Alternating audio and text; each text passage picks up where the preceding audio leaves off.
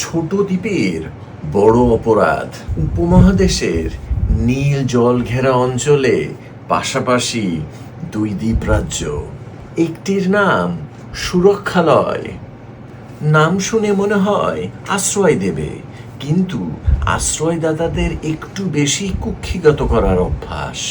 আরেকটি মঙ্গলার্সি, ছোট, শান্ত, গানপ্রিয়, নিজের ভাষায় কথা বলতে ভালোবাসে আর নিজের মতো করে বাঁচতে অদ্ভুতভাবে গুরুত্বপূর্ণ মনে করে। সুরক্ষালয় শাসকদের একটাই দুঃখ ছিল, পাশেই এত সুন্দর একটা দেশ, অথচ আমার মতো কথা বলে না, আমার মতো ভাবে না, আমার মতো হিসাবও রাখে না। এ কেমন অবস্থা? তাই একদিন কূটনৈতিক হাসি ঝুলিয়ে বার্তা এলো, আমরা তোমার বন্ধু। আর প্রকৃত বন্ধুরা কি করে? বন্ধুরা একই ভাষায় কথা বলে, একই আইনে চলে, একই মুদ্রায় লেনদেন করে, বন্ধুর ভবিষ্যৎ ঠিক করে দেয়। এতে শুধু সুবিধাই সুবিধা। তোমাদের স্বাধীনতা ওটা তোমার কাছেই থাক, শুধু ব্যবস্থাপনাটা আমরা করে দেব। মঙ্গলার্সির মানুষ প্রথমে ভেবেছিল এ বুঝি উন্নয়নের অফার, ফ্রি উপদেশ, সাথে শর্ত অল্প কিছু, শুধু ভাষা, আইন, বাজার, বন্দর আর একটু সিদ্ধান্ত নেয়ার অধিকার। বাকি সব আগের মতোই থাকবে কাগজে। সমস্যা শুরু।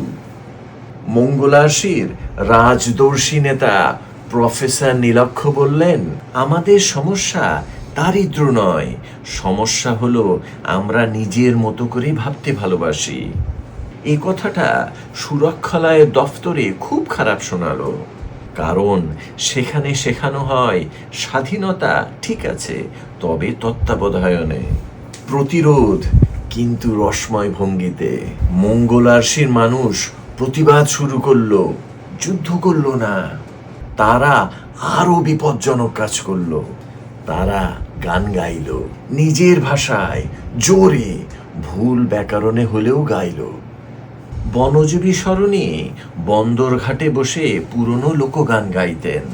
সুরক্ষালয়ের কর্মকর্তা নোট নিলেন, পরিস্থিতি নিয়ন্ত্রণে, তবে জনগণ সাংস্কৃতিকভাবে সক্রিয়, অবস্থা ঝুঁকিপূর্ণ।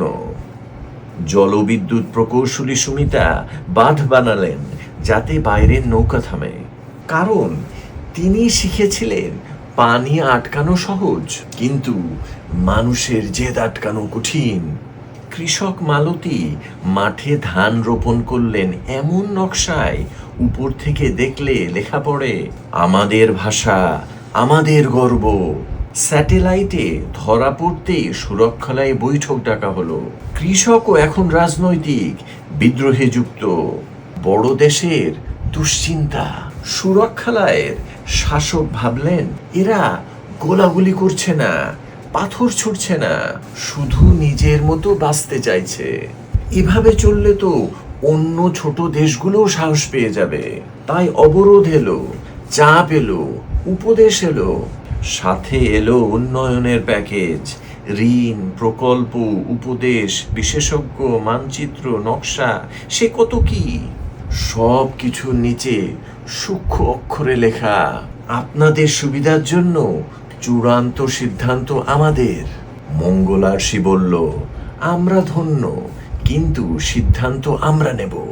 সুরক্ষালয় হতবাক, এরা কৃতজ্ঞতাও ঠিক মতো দেখাতে জানে না। সবচেয়ে ভয়ঙ্কর অস্ত্র, মঙ্গলার্সির মানুষের হাতে ছিল না ট্যাঙ্ক, না ছিল যুদ্ধ বিমান, তাদের ছিল তিনটি মারাত্মক জিনিস, এমন ভাষা যা অনুবাদ করা যায় না, এমন স্মৃতি যা মুছে ফেলা যায় না, এমন হাসি যা শাসকের খুব অপছন্দ। তারা ঘুড়ি উড়িয়ে বার্তা পাঠালো, নাটক মঞ্চস্থ করলো, কবিতা লিখলো, বিশ্ব দেখলো এরা যুদ্ধ করছে না, এরা মুছে যেতে অস্বীকার করছে। সুরক্ষালয় শাসক বললেন, এরা বিপজ্জনক, এরা লড়ছে না, এদের দিয়ে কিছুই মানানো যাচ্ছে না। শেষ দৃশ্য, কূটনৈতিক উপলব্ধি, অনেক চাপ, অবরোধ, উপদেশের পর একদিন সুরক্ষালয়ের শাসকরা বুঝলেন, বন্দুক দিয়ে জমি নেওয়া যায়, বাজার নিয়ন্ত্রণ করা যায়, কিন্তু মানুষের ভিতরের দেশটার দখল নেওয়া যায় না। অবরোধ উঠল, জাহাজ ফিরল, ঘোষণা এলো আমরা তো আগেও বন্ধু ছিলাম।